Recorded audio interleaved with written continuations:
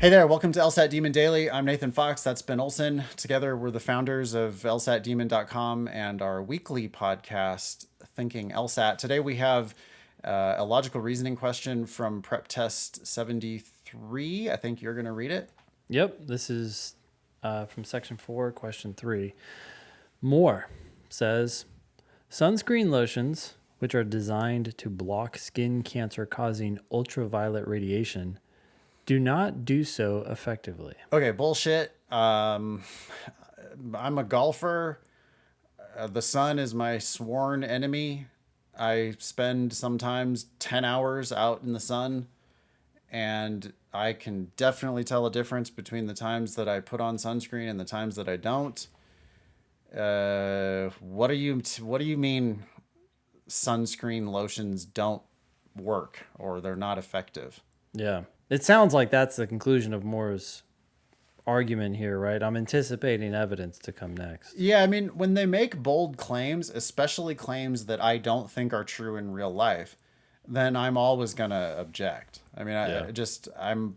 huh? What do you mean they do not block skin cancer causing UV radiation effectively? Yeah. What's your evidence for that? I'm expecting that, yeah, that first sentence was the conclusion. Moore continues, many scientific studies have shown that people who have consistently used these lotions develop, on average, as many skin cancers as those who have rarely, if ever, used them. Oh, vomit. Well, okay.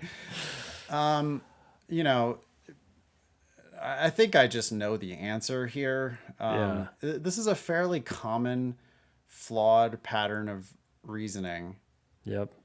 And my objection is, well, you know who uses sunscreen a lot? Yeah. People who are going to get burned. Yeah, super lily white people who are like definitely susceptible to these issues. Like my dad has had skin cancers removed from his skin. Therefore, I use sunscreen pretty religiously if I know I'm going to be out in the sun. Yep. And am I going to be impervious to skin cancer? No. In fact, if you were going to bet on somebody to get skin cancer, you'd probably want to bet on me because I have a family history of it and I'm a golfer. Yep. Yep. And so, yeah, I mean, I am constantly getting beat down by the sun, and plus I'm white, plus I have a family history of skin cancer. So that's why I use sunscreen. And saying, well, but Nathan got skin cancer, so therefore sunscreen doesn't work, is a dumb argument. I'm using sunscreen because I have risk factors that would cause me to want to use sunscreen. Yeah. If I had more pigment, or if I didn't go outside in the sun, then maybe I wouldn't use sunscreen. Yeah. If you're not likely to get it, you also don't feel the need to waste your time putting Right. this icky stuff all over you. Yeah, it sucks. Putting sunscreen on is like the worst part of your day always. Yeah. My buddies and I like stand around the parking lot just cringing as we're like slathering this bullshit all over our skin, and it smells bad and it's sticky and it's just, Yeah. it sucks. But I'm doing it for a reason. Yep. And that reason is not, it's going to make me bulletproof. It's just going to help. It's precisely because you need it. Yes. And people who don't put it on is precisely because they probably don't need it. Yeah. Okay. So I have a real clear objection to this argument. Yep. The question says, the reasoning in Moore's argument is most vulnerable to criticism on the grounds that the argument... Okay, so it's a flaw question. I noticed right away that this is not a weaken question. Weaken questions would say which one, if true, will, make more vulnerable. Rather, this one just says the argument does one of these things, and Moore's argument is vulnerable because it does that thing. So flaw questions are a lot more like must be true questions in that step one, what did they do? They have to have done this thing. Once I know that they've done it, step two, it's also a problem that they did it. And here I do have a pretty good prediction for this, which is going to be something like failed to consider the possibility that people who are more susceptible to skin cancer are more likely to use sunblock. Yep. Answer A. Does the argument take for granted that there are no other possible health Nope. benefits. Nope, it did not do that. Yep. Doesn't This it's not about other health benefits, right? other health benefits are irrelevant. Does it or does it not prevent or block skin cancer causing UV radiation? I don't care if it makes you taller or lowers your blood pressure or whatever. I don't care. Yep. So it has not takes for granted, by the way, means necessarily assumes. No, the author does not have to agree that there are no other possible health benefits to using sunscreen lotions. So I don't even care what the rest of that answer says. Yep. Answer B. Does the argument fail to distinguish between the relative number of cases of skin cancer and the sensitivity of those cases in measuring effectiveness at skin cancer prevention? You said sensitivity. It actually says severity. I don't know what's going on with me. I do this a lot. Yeah. Okay. So did it do that? Yeah. It didn't talk about severity of cases. Yeah. Mm-hmm.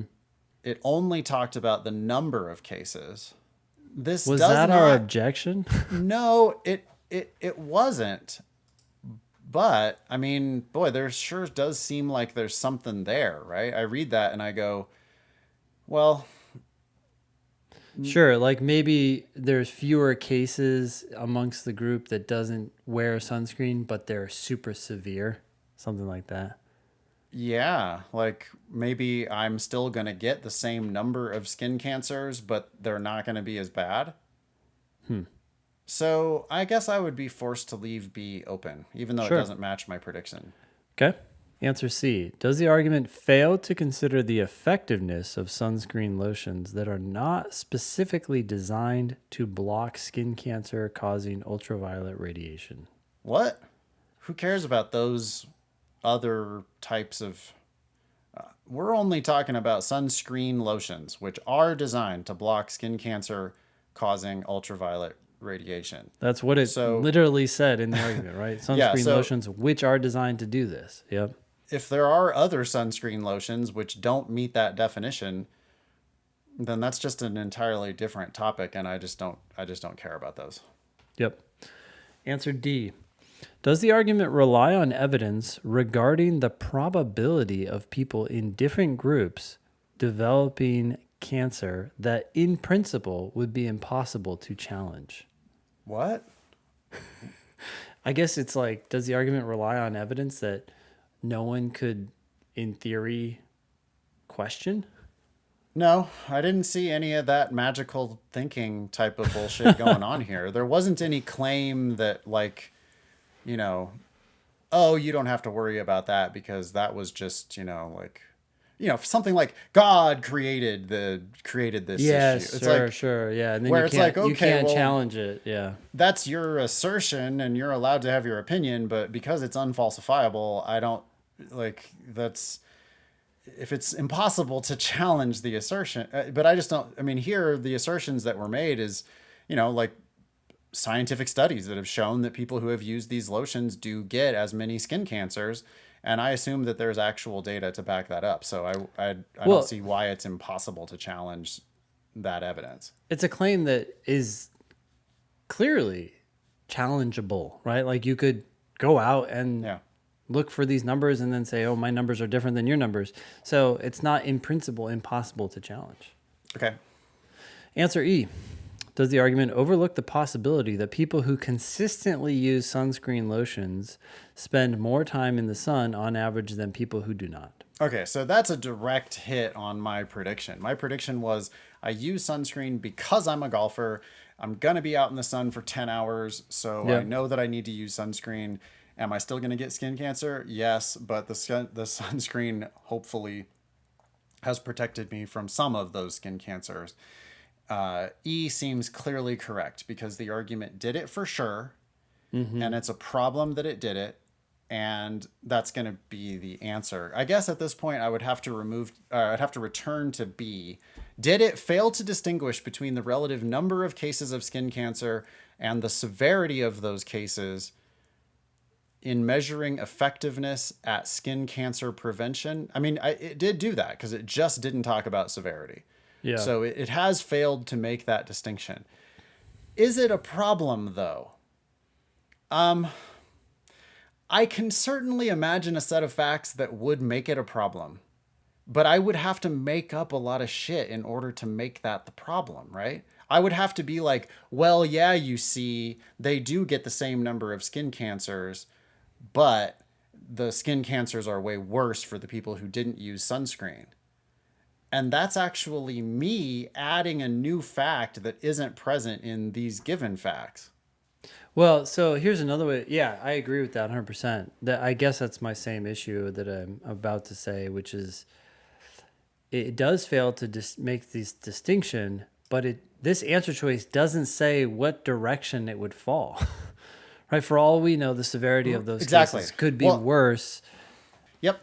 And that's what happens when you have to make up facts, right? If I had to make up facts in order to make B a weakener, the other side could say, well, wait a second, you just made up a fact that the people who use sunscreen have less severe skin cancer, but that's not in the evidence. What if the people who use sunscreen have more severe skin cancer? Which is totally possible. Whereas and then people might be wondering, well, what about E? E actually does take a side. It says overlooks the possibility that people who consistently use sunscreen lotions spend more time in the sun. They said they are the ones out there more. And so we're not left wondering, oh, well, which group is in there? Right. If it had say that they spend different amounts of time in the sun. Yeah. Or using sunscreen affects the amount of time you spend in the sun, then it would be like, yeah, but which way? Yeah. And that's the problem. That's really why B fails and E does not fail. So E does describe something that the argument did. It's a problem that they did it. It was totally predictable. And the answer is E. You can certainly make B into a weakener. If this had been a weaken question, I could imagine B being at least the beginning of a weakener. But yeah, if you don't know if we don't know whether it's more severe or less severe, then it's really, if you could use it as a weakener, then you could also use it as a strengthener.